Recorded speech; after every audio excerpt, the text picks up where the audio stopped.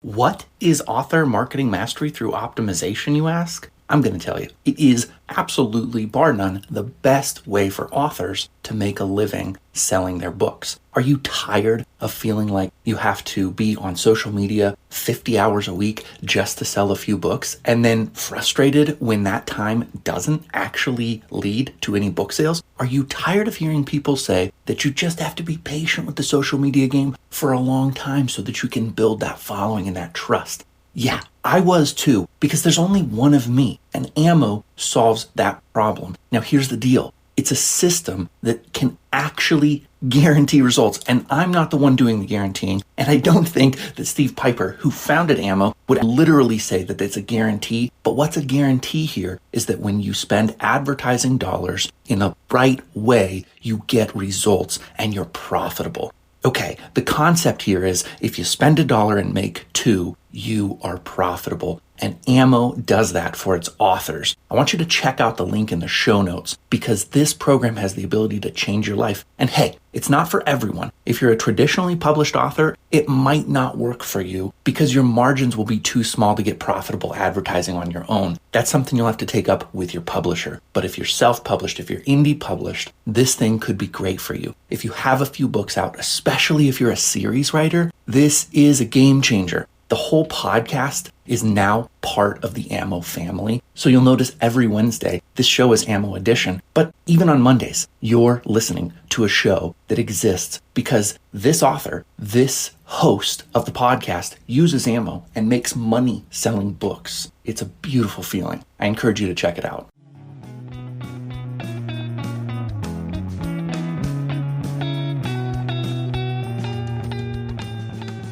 I cannot claim to be in the best of moods today, but that's okay. It happens to all of us. It's going to happen to you if it isn't happening to you currently. It's just part of life. Things happen. So what in the world am I talking about? Before we dive into leveraging libraries to live your writerly dream, I'm just going to give you a real life example of why it's really important, extremely important, to build many bridges to our readership. And so Mondays are the podcast day that is whatever I feel like talking about. And right now I feel like talking about libraries because it's a project I'm pushing forward for myself, getting books into libraries. I think I said somewhere else, maybe even the last episode I dropped, that I did get 7 paperback books into one physical library location for a book club. And that was really exciting. So that's kind of a little teeny bit of proof of concept starting this process out. We haven't even started sending out our emails, our phone calls, or any of those kind of things to libraries.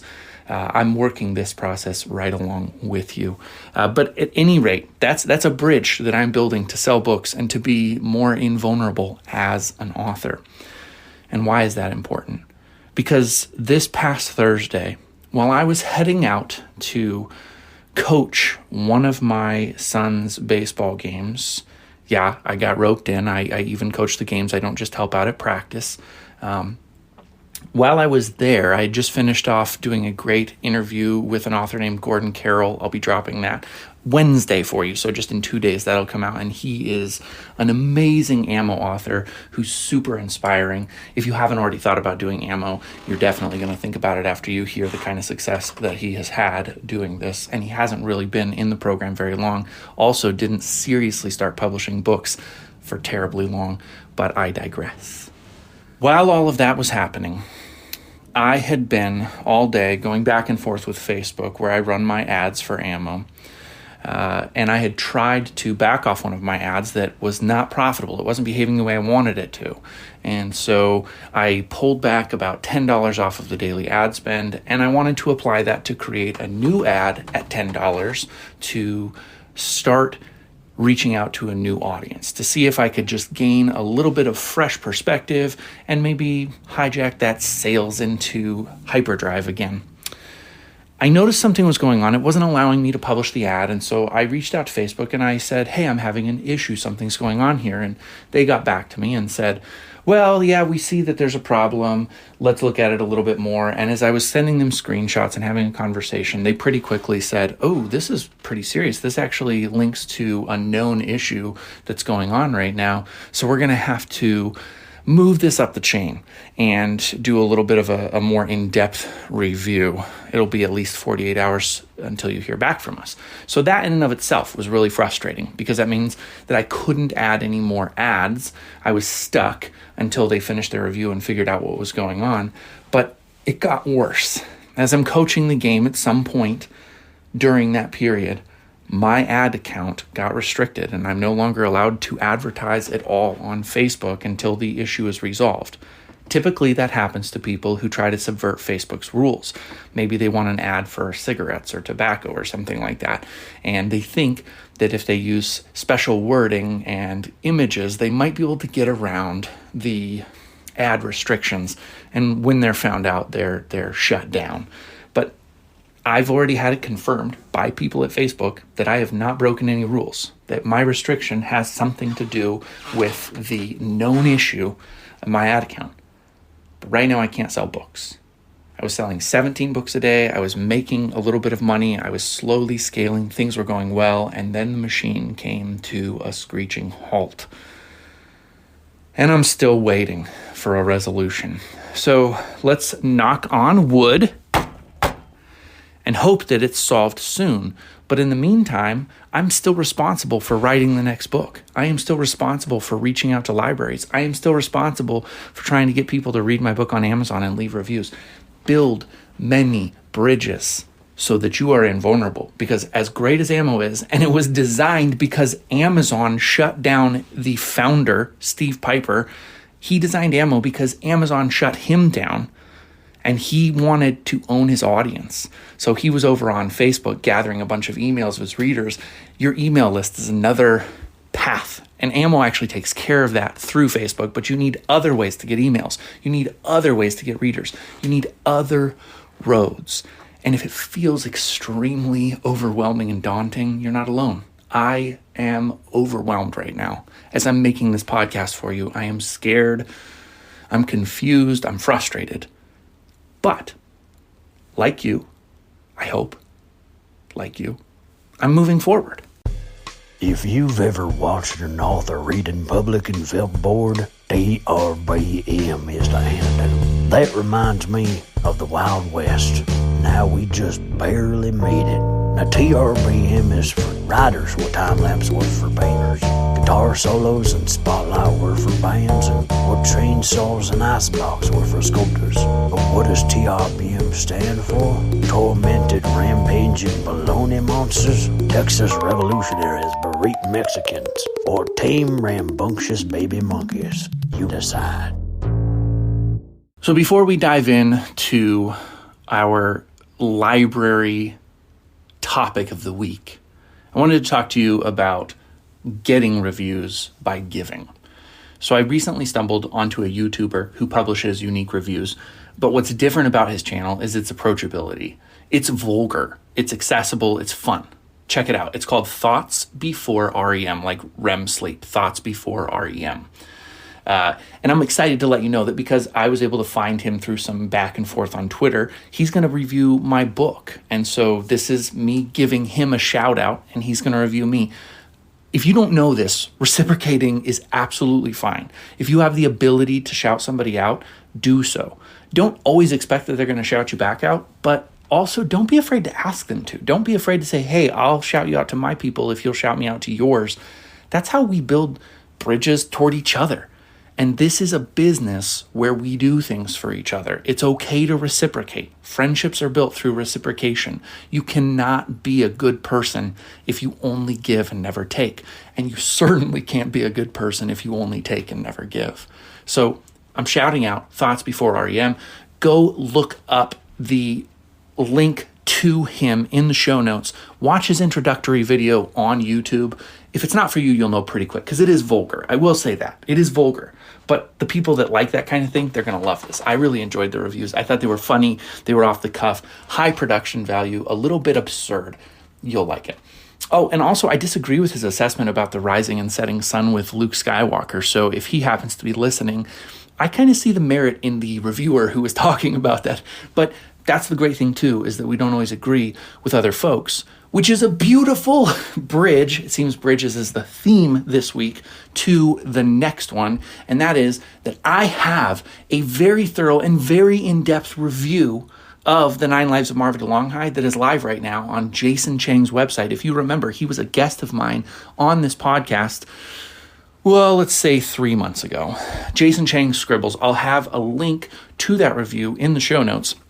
And let me tell you, it's not a totally positive review. Some of the stuff I feel like is made me smile, made me really happy. He kind of like gathered what I was up to in some ways. And then in other ways, I totally disagreed. And I did what you are never supposed to do, is I actually wrote him and I said, hey man, it kind of feels to me like you missed some things. Are you interested in a little bit of a backroom dialogue about this? He was really open to it. So we've had some discussions. It's been fun.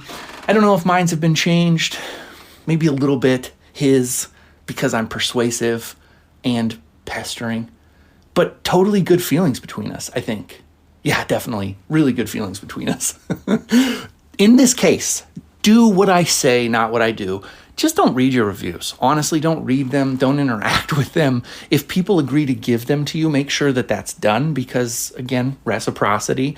But it's probably best to keep a distance from reviews because it can be a really heavy weight to carry. I guess I like walking around with rocks in my shoes and gold bullion on my head. That was like the heaviest thing I could think of. Lead is heavier and less valuable and also bad for you. So it's probably like a lead helmet. There we go. So go out there, do some review swaps. It's ethical. It's fun. It does take time. You have to be careful what you agree to, and know that if you agree to a review swap and you give somebody a negative review, they might send you a death threat. That hasn't happened to me, but it could, because I will never give somebody a review I don't think that they deserve, and I never expect someone to give me a review that I don't deserve, that they think I don't deserve, that they think I don't deserve, which includes Jason. I don't think my book is for him, and that's totally okay. My book might not be for you. I'm pretty sure it is, though, and there will be links for it in the show notes so you can buy it. There's another bridge to my audience. My books help me help you entertain the world and make money doing it. All right, so here it is. This is our topic for the week. Libraries. Quality matters, and it's going to cost you. No spoilers here. Quality matters, and it's going to cost you. It's the most important aspect of any writer's journey. You simply can't expect to be a best-selling author, much less sell anything, if you choose to publish books that lack professional editing and formatting. And so lately, I have been talking to you about the importance of book covers. And I'm kind of actively starting to shift based on my own experience of book covers. Obviously, mine were designed technically in-house. I didn't pay for them. Then I did go pay for them, and people hated them, so I went back to the unpaid ones that my wife designed. This is all rehashing a subject. But if you're a first-time listener, there you go. That's what happened. My book covers are designed by my wife, who has a degree in art. I've posted her art here before, so you can see it in the show notes. It's really good stuff. And people love her book covers, but there's a few really important people who questioned her book covers, and it made me question her book covers. And long story short, we left them only to come back to them. And now I've had interviews with several authors who have openly and proudly admitted that they design their own covers, and yet they are selling in the six figures. And so what are you left to do but say, book covers may be one that if you have a good eye, you could possibly design for yourself. Possibly. I'm in the process of rethinking this. The issue is, when we're dealing with libraries, and again, I want to front load this. I will say it later too, but libraries have the ability to be a six-figure customer for you multiple times a year. Libraries have the ability to be a six-figure customer for you multiple times a year. All right, I'm not going to say it again, but if you have to rewind it so that you get that twice again. This is a big deal. And what that means is that libraries are the ones who are going to be looking at your book covers. And you're not going to be sitting down with every librarian that you pitch. Therefore, you need to be in your Sunday best, whatever the term is, wherever you're listening to me. You need to look professional. You need to look like a person who is ready to do business. And let's go ahead and frame that up, because I used to work, and I've told this story before, for a company that sold sunglasses. That company didn't mind if its employees had tattoos. That company didn't mind if its employees had nose rings or earrings or eyebrow rings, any kind of ring. You could pierce your body anywhere that it was visible, and they would not have an issue. You could be hired. But you had to wear jeans, and you had to wear closed-toed shoes, and you had to wear a polo, at least a collared shirt. That was their dress code. They had business shirts as well with the logo that they preferred that you wear. And I think toward the end you had to. But anyway, my point is there's dress codes. I worked at an insurance carrier for a while where I had to wear a tie, and that sucked. I hate ties, but I liked that job, and I made a good amount of money selling insurance. So you got used to putting on the tie. This is what I'm talking about with libraries. You're going to need to understand that when you're talking to librarians, they're the tie-wearing kind of people. Librarians have 6-year degrees at least in library science. You have to have a master's degree in library science in order to be a librarian. If you don't know that, you do now. And because you have to have a 6-year degree in library science, you have seen a crap ton of books from the Big Five. The Big Five would be your Knopf, your FSG, your, in fact, I can't even name all of them for you. The Penguin Random House, those publishers are going to be the Big Five. They're the ones that publish all the Pulitzer Prize-winning books, all the award winners. They're the ones who publish Michelle Obama and Barack Obama and Bill Clinton, because apparently they publish all the presidents and the president's wives. And the president's husbands, if we ever have a female president, which we will at some point. I'm getting off track. Librarians are used to dealing with the Big Five. And if you are designing your book cover in-house, I 99% guarantee you they know it, because they are so used to seeing what a certain kind of cover looks like. So you need to consider, if your first and most lasting impression is a picture, because a picture is, as much as you don't want it to be, worth 1,000 words, do you want your first impression to be, oh, that's homemade. I know this person is self-published. Because they're going to figure it out. They're going to figure it out when it's time to get into the nitty-gritty about what your book is and who it serves and how it serves them and all of those things that you have to do to get into a library. They're going to know.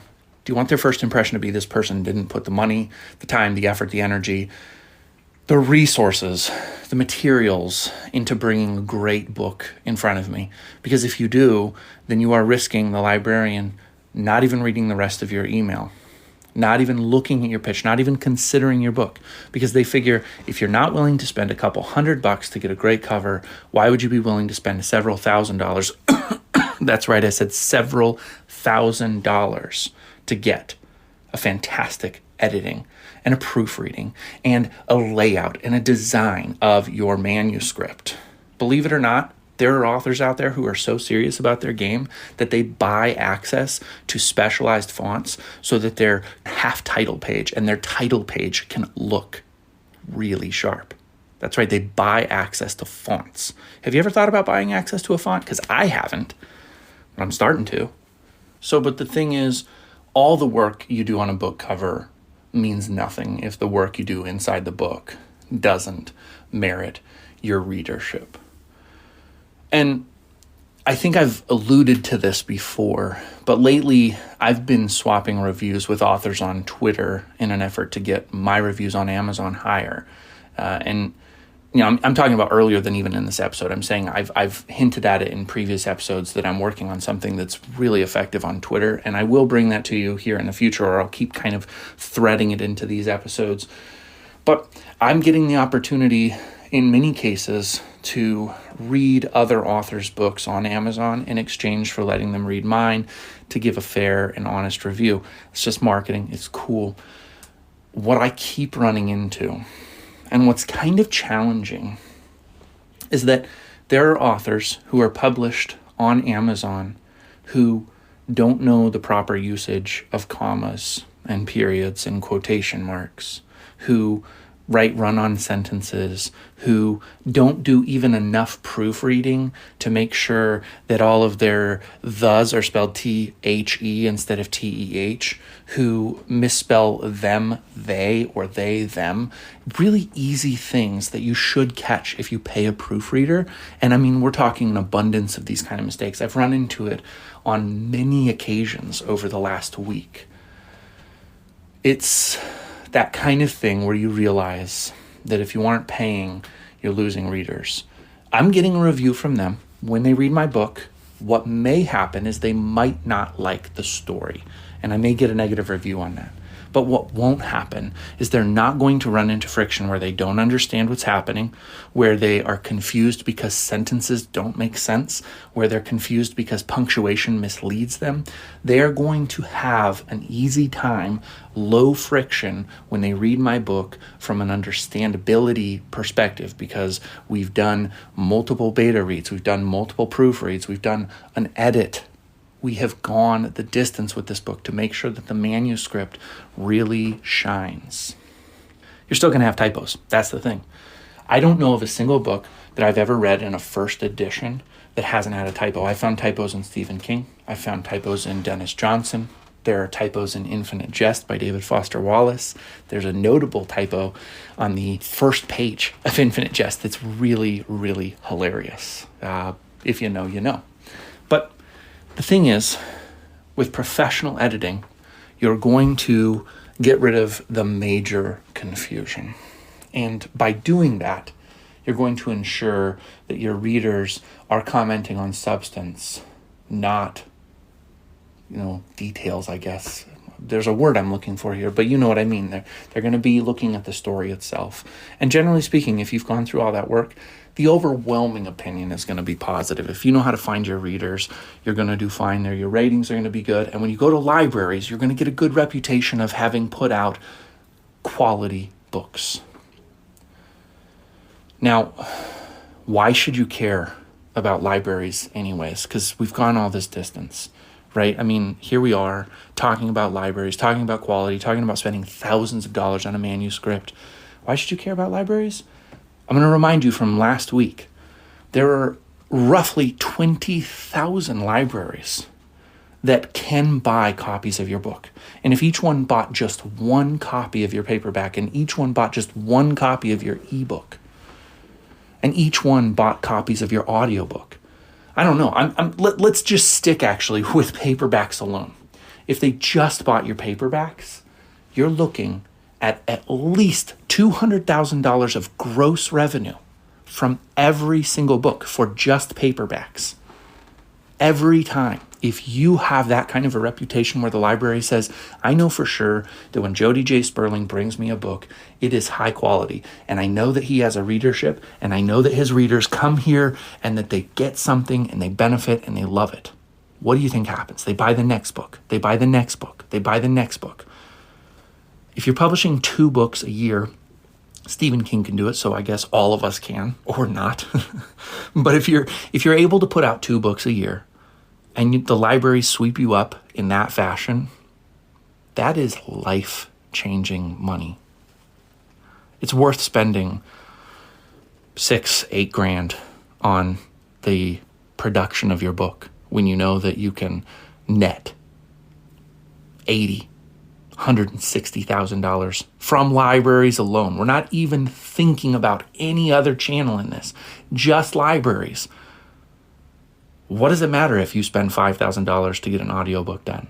What does it matter if you spend $3,000 to get several edits and a proofread done? What does it matter if the library alone is going to recoup you that times 10? So that's why libraries matter. 20,000 of them, $200,000 of gross revenue. Can you imagine the opportunities that would be presented to you if libraries became your first customer? If before you even focused on anything else, doing your street team and your book launch and all of those kind of clever things that you're hearing about on podcasts right now, what if you were just attentive to libraries in such a way that they loved you? I said it last week and I'll say it again. If there are some listeners of this podcast right now who really take me seriously, this revenue stream is going to dry up quickly so that it's only the top best players who are doing it. But right now, nobody is doing it. Nobody is doing this right now. I look for traditionally published authors to have their audiobooks in libraries, and I can't find them because they are not taking the time to go out to libraries and request that their books be carried. There are so many components to this, though. So it is heavy lifting. It is going to take you time, but you're a professional. Get somebody from Fiverr to do some work for you. And we'll talk about this in future weeks, but I really want you to take some time to reflect. If you're in a position like I am, you have a small income on your published books and you don't have a ton of reviews, you might be wondering if spending all this money is worth it because are librarians even going to take you seriously? And I bet you that the name Dave Ramsey means something to you, like the little Dave Ramsey on your shoulder is telling you, don't go into debt, don't go into debt. Because what I'm telling you is if you need to, put the money on a credit card to get the editing done. Put the money on a credit card to get the audiobook made. Put the money on a credit card to get this stuff started. You can get an interest-free credit card in almost every case. I guess I'm talking to people who have a history of good credit or a history of credit at all, but I'm saying that's an avenue that's open to you. If you're out there right now and you've got a credit card and you can do this and you choose not to because Dave Ramsey told you it was stupid, well, guess what? Dave Ramsey's wrong. If you're really irresponsible with debt, listen to Dave. But once you have money and once you have a responsible track record with money, this is something that's worth taking on debt for. There are no or next to no businesses that don't take on debt. And this is just a little editorial note because the thing I'm about to say, after reflecting on it and thinking about cutting it out of the podcast, I decided to keep it in, partly for the personality that it shows in me, but also because I believe that there is some truth to it. But I wanted to nuance the forthcoming comment by saying that there are plenty of people out there who give free will donations to causes they believe in, and it has nothing to do with guilt. And sometimes that money is even used for the thing that they think it's going to be used for. It's just, I happen to know that some of the free will donations I gave went to help a certain person soak in a hot tub on Sunday mornings before the sermon, a hot tub that I was paying for, that was purchased with my free will donations. Anyways, let's get back to the podcast with that nuance. And if you're offended, I apologize. My opinions are my own, and they're not meant to reflect yours. The only businesses I've heard about in my life that can do it, that can scale without taking on debt, are churches. Churches can do it because they have people that they can guilt into tithing 10%. Because it's what God wants from you. And when you tithe 10%, God is supposed to give back to you in abundance.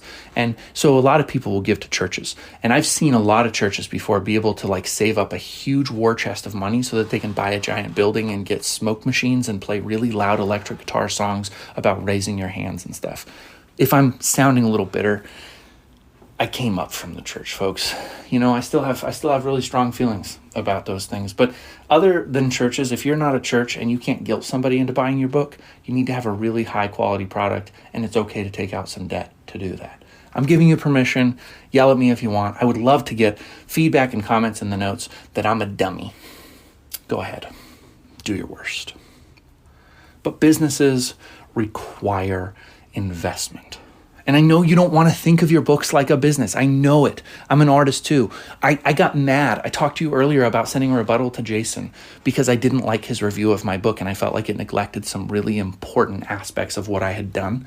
That's the artist in me being like, how dare you neglect my thoughtfulness? I mean, my main character's name is Luke Evelyn Mia. Luke E. Mia. She's called Little Cancer. Get it? Leukemia? Cancer? How didn't you see that? And if right now your response was like my podcast co-host Chewy's and you're like, hey, calm down, buddy. You're right, I'm wrong. You're right, I'm wrong. Can't make everybody happy. I cannot do this well without a lot of help. And even with a lot of help, I can't make everybody happy. But I do treat it like a business. You should too. Treat it like a business. It is an art, and art is a business. And if you want to make great art for the rest of your life, you need to treat it like a business. Artist, business, put on both hats, go to work. In closing, if you are a traditionally published author, right now you're probably thinking, hey, this is all great, but I don't control how my book cover looks.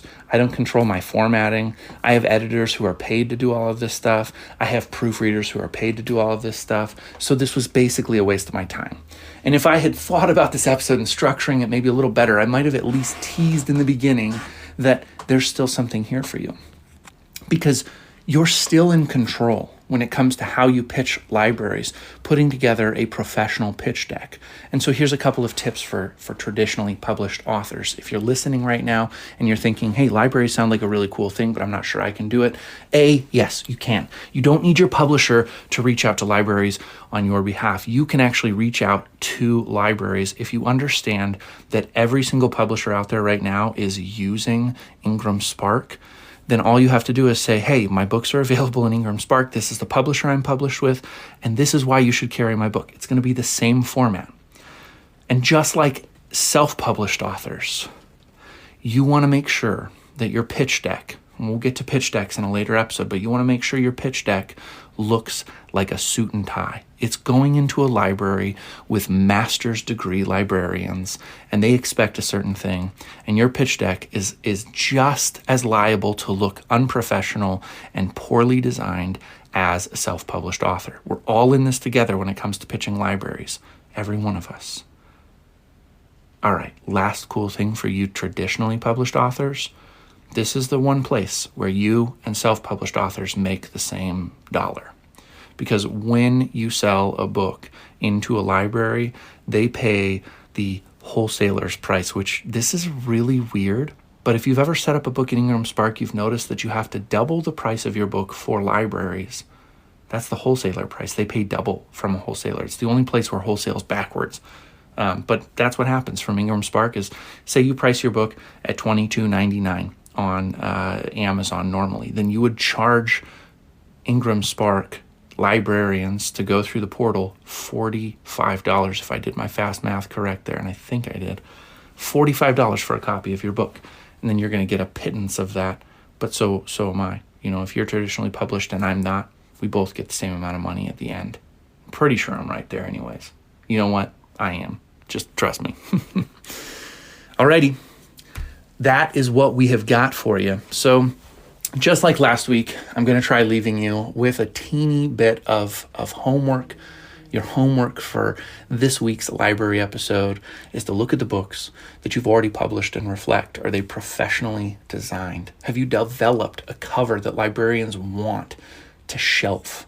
Is your editing and proofreading in your manuscript at a professional level? Are you afraid to spend money on doing this whole process? And if you're afraid to spend money publishing your books, ask why you expect to make money on something you didn't invest in. Until next week, write hard and think about investing in yourself.